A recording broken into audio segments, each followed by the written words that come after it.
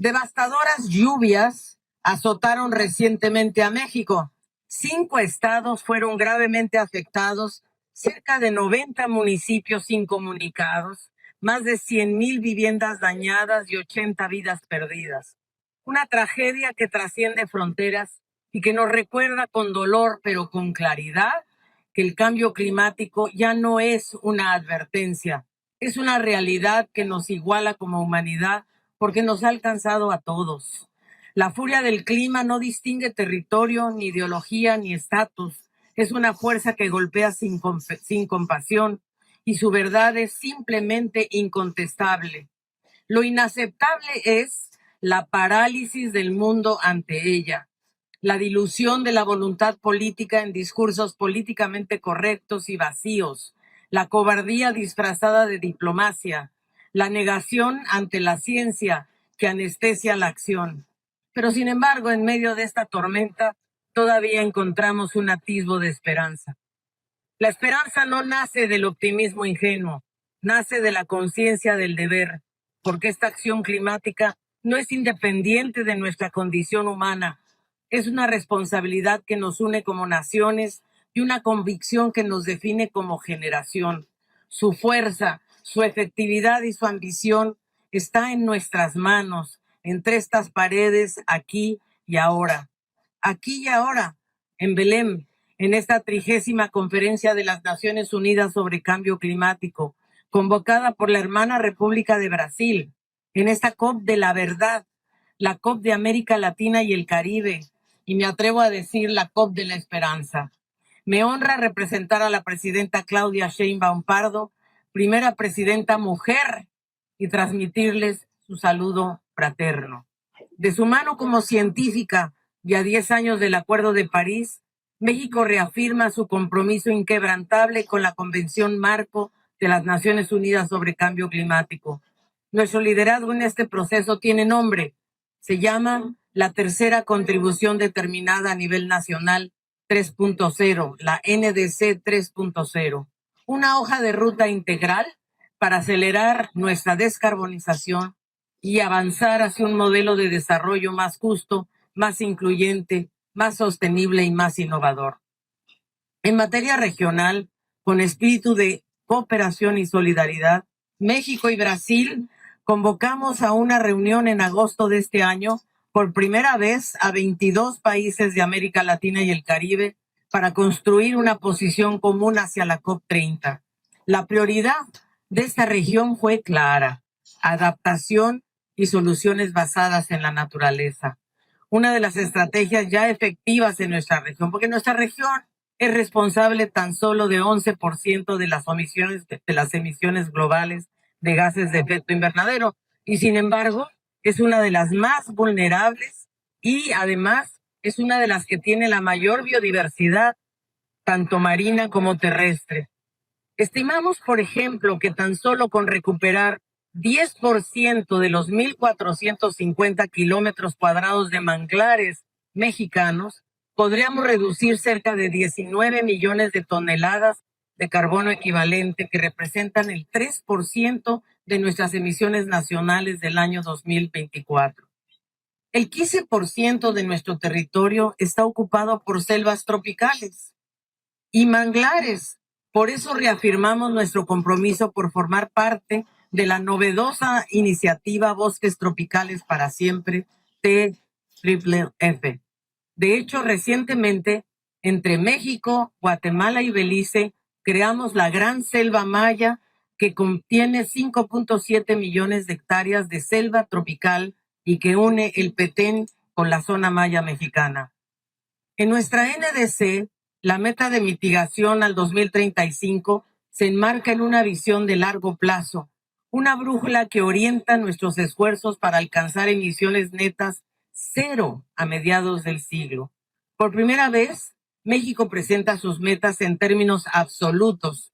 Nos comprometemos a alcanzar un máximo de emisiones netas entre 364 y 404 millones de toneladas de carbono equivalente, de manera no condicionada. Esto representa una reducción de más de 50% con respecto al escenario tendencial.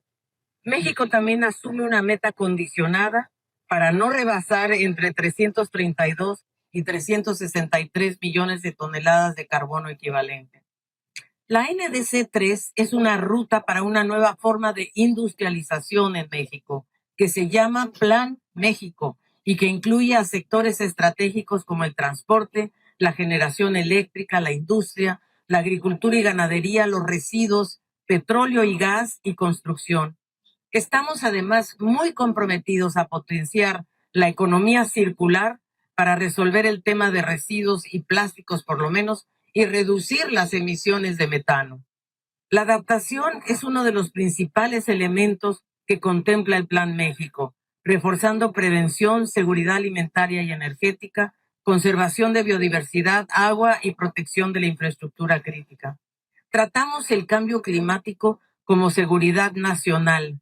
Ese será uno de los temas que estarán incluidos en la primera Política Nacional de Adaptación que se publicará en 2026. México está convencido de la importancia de las soluciones basadas en la naturaleza y que la compensación por mitigación con la naturaleza es una forma de alcanzar las metas de la NDC-2 y de la NDC-3. México está convencido además con gran conciencia que los impactos que sufrimos por las lluvias, sequías y los huracanes debemos entonces incorporar un componente de pérdidas y daños y otro dedicado a medios de implementación para garantizar recursos, la tecnología y las capacidades. Incluimos además un componente transversal que integra la perspectiva de género, derechos humanos, transición justa y la equidad intergeneracional. Reconoce a los pueblos indígenas, a los afromexicanos y mexicanas, a mujeres, infancias y jóvenes como víctimas por su alta vulnerabilidad al cambio climático, pero también como protagonistas para esta transformación. En resumen, la NDC 3.0 se estructura en 5 pilares: mitigación, adaptación, pérdidas y daños, medios de implementación, condiciones habilitadoras y temas transversales. Así, México contribuye al combate global al cambio climático con profundo sentido de responsabilidad, con ambición y con visión de Estado. Esta NDC 3.0 no es un documento solamente, es una hoja de ruta de toda una nación hacia el futuro que merecemos. Se construyó mediante un proceso muy participativo y deliberativo conforme al Acuerdo de Escazú y se basa en la mejor ciencia disponible. Enfatizamos también la importancia de fortalecer las sinergias entre la COP de biodiversidad y la de cambio climático y de certificación. El Río Trío, ese Río Trío que se construyó en Brasil en 1992, y de medir sobre todo y reportar de manera conjunta para diseñar taxonomías que permitan reconocer las metodologías para valorar la biodiversidad y los ecosistemas marinos y terrestres como grandes sumideros de carbono y fuentes de inversión económica. Pero no medir por separado en cada convención o en cada tratado. Se trata de medir juntos y tener metodologías compatibles. Debemos avanzar en esta armonización de métodos para internacionalizar, por ejemplo, el comercio de carbono que hoy ocurre en territorios limitados o solo a nivel nacional. No hay tiempo que perder. Cada décima de grado importa porque cada decisión cuenta. Cada retraso se traduce en pérdidas y daños irreparables, en vidas humanas, en ecosistemas devastados, en comunidades en riesgo. Por eso nuestra nueva NDC es una prueba de nuestro compromiso hacia una acción climática ambiciosa, transformadora e integral. Ninguna nación, ninguna, puede recorrer esta crisis sola. Aquí y ahora reafirmamos el valor del multilateralismo. Es imperativo actuar juntos y actuar simultáneamente y además hacerlo no solo con la sumatoria de las NDCs, sino también con una acción de financiamiento que cumpla con el artículo 9.1 del Acuerdo de París. Hoy en la COP30 no venimos a hablar del futuro que tememos, sino del futuro que aún podemos construir. Porque hoy la esperanza no es una palabra vacía, es una acción colectiva que exige nuestra valentía, valentía de invertir en la vida y no en el carbono, valentía de mirar a nuestras hijas e hijos y decirles, hicimos todo lo que estaba en nuestras manos. Señoras y señores, aún tenemos tiempo para llegar y salvaguardar la meta de 1.5 grados, pero la ventana de oportunidad se está cerrando. Hoy más importante que nunca, es imperativo que la COP concluya con una señal política clara de nuestra determinación por corregir el modelo de desarrollo y el rumbo. En términos gramscianos, es momento de dejar morir el viejo mundo para dejar uno nuevo, un mundo en el que podamos vivir en armonía con la naturaleza sin dejar a nadie atrás. Por eso quiero recordar para finalizar las palabras que el entonces presidente de Estados Unidos, Barack Obama, pronunció hace 10 años cuando se firmó el Acuerdo de París. Y Obama dijo: somos la primera generación en experimentar los efectos del cambio climático y la última que tendrá la oportunidad de revertirlos. Muchas gracias.